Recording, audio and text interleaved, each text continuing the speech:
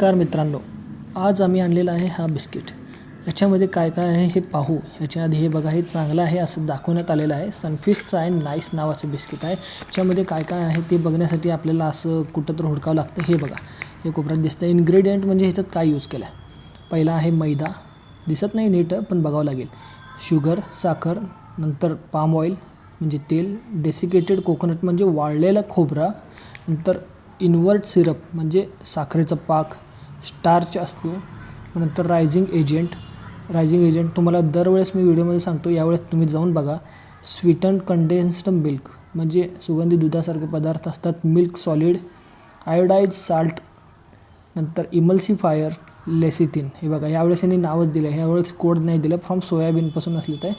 तर mono and diglycerides of fatty acid हे पण असतात, ॲसिड्सचे ते यूज करतात।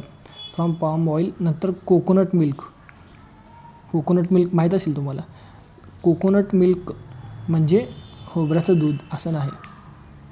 नंतर त्यात आहे flavouring substance, identical flavouring substance, colours INS 1 2 3 4। नंतर ह्याच्यात आहे milk, wheat, soybean, sulphite, contain nut. हे झालं एवढं। आणि याच्यानंतर आर्टिफिशियल फ्लेवरिंग एजंट आहेत।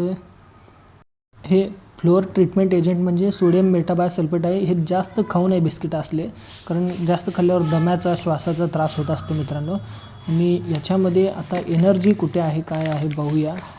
हे बघा, इथे लिहिलेलं आहे एनर्जी तर भरून असते। याच्यात शुगर तर असणारच, नंतर ॲडेड शुगर अजून असणार, सॅच्युरेटेड फॅट पण येणारच याच्यामुळे, कोलेस्ट्रॉल हे सर्व आहे। याच्यानंतर आपण ह्याचं अनबॉक्सिंग करूया आणि बघूया कसं आहे हे बिस्किट। त्यासाठी मला हे तोंडात घेऊन फाडावं लागेल।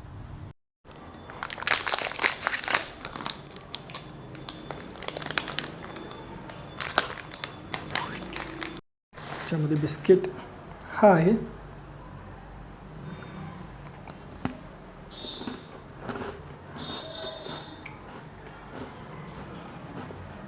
चांगला आहे, कुरकुरीत, गोड, खोबरा सर्व लागत आहे। पाय